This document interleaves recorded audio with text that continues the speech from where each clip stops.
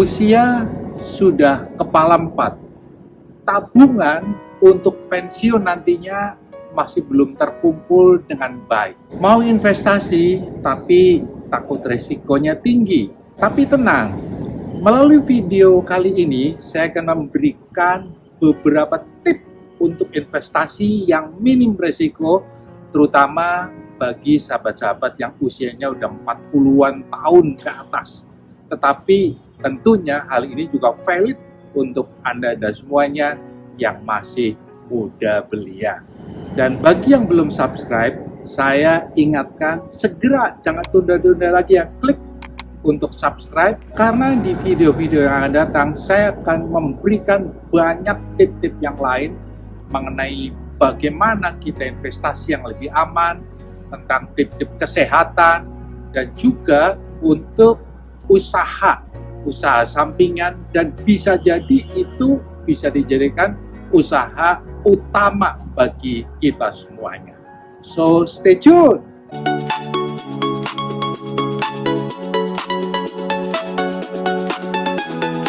Dari grafik ini kelihatan kan semakin sulit untuk kita yang usianya udah 40-an tahun ke atas. Kalaupun bekerja terus juga masih paling ya 16 tahunan ke depan sudah langsung pensiun. Tetapi bukan berarti hal itu tidak mungkin. Dengan strategi yang tepat, hal itu tetap bisa mungkin. Kita bisa merencanakan pensiun dengan nyaman nantinya, asalkan mulai dari sekarang. Jangan tunda-tunda lagi. Fokus saya adalah akan bicara instrumen investasi yang umum saja, yaitu yang minim resiko atau relatively amat sangat aman. Kita harus menghindari berbagai jenis investasi yang memang itu high risk. Memang ya banyak juga teman-teman yang mengatakan kita harus bermain saham, kripto, dan lain sebagainya. Boleh saja, tetapi asalkan kita memiliki uang yang dingin, bukan untuk dana pensiun nantinya, dan juga kita cukup ilmunya, cukup knowledge-nya. Kita harus belajar bagaimana mengenal fundamental dari setiap perusahaan yang kita mau invest, dan juga technical analysis-nya harus tepat, dan itu semuanya ilmu harus belajar. Gak bisa ikut-ikutan temen untuk beli saham A, B, C. Nantinya akan boncos loh.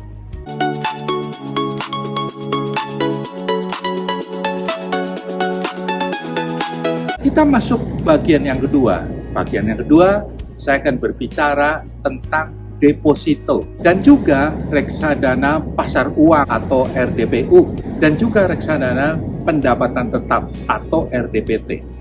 Selain reksadana, saya juga akan menyinggung tentang SBN atau obligasi, yaitu surat utang dari negara yang ini berbunga yang cukup menarik buat kita, dan ini sangat aman karena dijamin oleh negara. Kali ini saya tidak akan berbicara tentang emas. Hal itu saya akan kupas pada video-video yang akan datang. Saya akan mencoba memaparkan jenis-jenis investasi yang saya sebutkan tadi, yaitu deposito, reksadana, dan obligasi. Deposito adalah selalu dijamin oleh pemerintah melalui LPS, Lembaga Penjamin Simpanan. Dan biasanya yang dijamin hanya maksimum 2 miliar setiap nasabah. Dan obligasi dijamin 100% oleh negara. Kalau reksadana, karena itu adalah bukan produk bank, tapi produk investasi yang diciptakan oleh lembaga investasi, maka hal itu tidak dijamin oleh LPS. Deposito dan reksadana memberikan fixed rate atau bunga atau kupon yang tetap nilainya. Sedangkan kalau obligasi, kalau ORI dan SR atau sukuk retail itu fixed rate. Tetapi kalau sukuk tabungan dan saving bond retail atau SBR itu adalah floating rate. Jadi sangat tergantung kondisi waktu kita jual lagi. Potensi bunga tentu bervariasi. Deposito 3,5%. Nah, ada deposito bank digital. Ini 4,5%, dan ini juga dijamin oleh LPS. Sedangkan reksadana ini cukup menarik, yaitu di atas deposito, dan kalau deposito di atas tabungan. Kalau reksadana, RDPU atau reksadana pasar uang 5-6%, tapi kalau RDPT atau reksadana pendapatan tetap adalah 6%. Deposito dan reksadana kena pajak 20%, cukup besar ya. Dan obligasi semuanya dikenakan pajak hanya 10% saja. Deposito bisa dibeli di bank umum, sedangkan deposito bank digital itu dibeli melalui satu aplikasi. Ini bunganya cukup menarik, 4,5% dan dijamin oleh LPS. Reksadana dan obligasi, hal itu bisa dibeli melalui bank umum, perusahaan sekuritas, atau juga kita bisa beli melalui aplikasi-aplikasi. Misalnya yang Anda sering dengar, Bibit itu adalah salah satunya.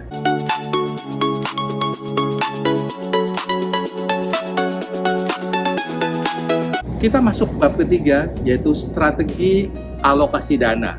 Banyak financial planner berbeda-beda sarannya. Nah, ini saran saya ya, ini saran saya saja adalah bahwa untuk uang yang akan diinvestasikan, kalau saya menyarankan 40% di deposito, 30% di obligasi negara, 20% beli reksadana, dan 10% kita beli emas. Tapi intinya kita harus melakukan diversifikasi, yaitu kita harus membagi-bagi uang kita, bukan ditaruh di satu tempat. Ingat, satu pepatah yang amat sangat terkenal, don't put all your egg in one basket. Artinya, kalau kita taruh di satu keranjang semuanya, begitu jatuh, pecah semuanya. Nah, dalam hal ini, namanya investasi, maka kalau ada satu yang turun, make sense, tetapi yang lain bisa potensi naik. Jadi itulah caranya kita memanage risiko atau mengurangi risiko.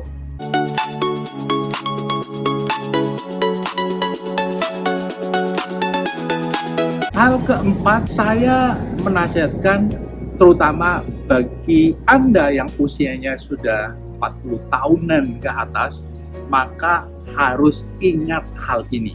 Karena kesalahan investasi bisa berakibat fatal. Yang pertama, janganlah kita terlalu terlambat melakukan investasi karena misal tidak paham atau kita takut, karena dengan begitu maka kita uangnya akan tergerus inflasi terus-menerus. Yang kedua, kita harus berhati-hati, jangan pernah terbujuk dengan investasi bodong.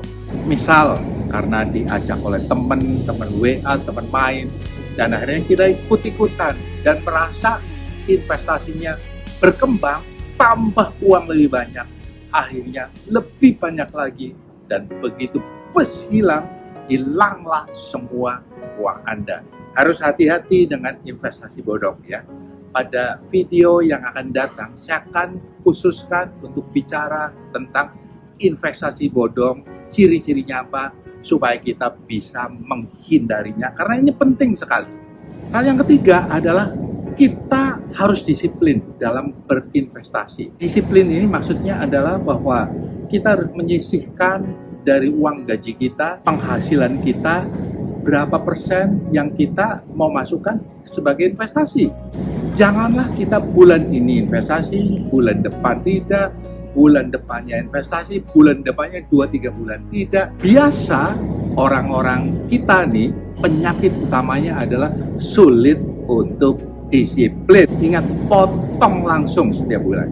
Pesan saya nih, janganlah kita menunda-nunda lagi. Janganlah kita menunggu baru berpikir pensiun setelah usia 50 tahun. Dan pengalaman saya puluhan tahun mengajar mempersiapkan untuk investasi, terlalu banyak yang baru kepikir investasi setelah setahun lagi mau pensiun. Kebayang ya? Mulai hari ini silahkan Anda langsung mengambil keputusan untuk potong langsung 10 atau 20% dari penghasilan atau dari gaji Anda. Pilih investasi yang sesuai melalui logic thinking Anda, pilih sesuai risk profile masing-masing karena setiap orang berbeda. Dan ingat, kita harus melakukannya harus konsisten, harus disiplin melakukannya. Jangan tunda-tunda lagi untuk klik subscribe bagi yang belum. Karena pada kesempatan video yang akan datang, saya akan membagikan lebih banyak lagi berbagai macam jenis investasi. Nanti saham juga saya akan bicara, emas akan bicara, termasuk properti saya akan bicara, dan juga banyak kesaksian-kesaksian nyata, simple, bukan orang-orang yang canggih, berpengetahuan tinggi, tetapi mereka sanggup menciptakan uang karena mereka punya kemauan dan melakukannya dengan konsisten. Ternyata pensiun nyaman itu bukan hanya sebagai impian, tetapi hal itu bisa Anda semua nyatakan asal Anda mulai dari sekarang. Saya Gandhi Budiman dari GP Empowering, dan sampai jumpa pada kesempatan yang akan datang. Sampai jumpa.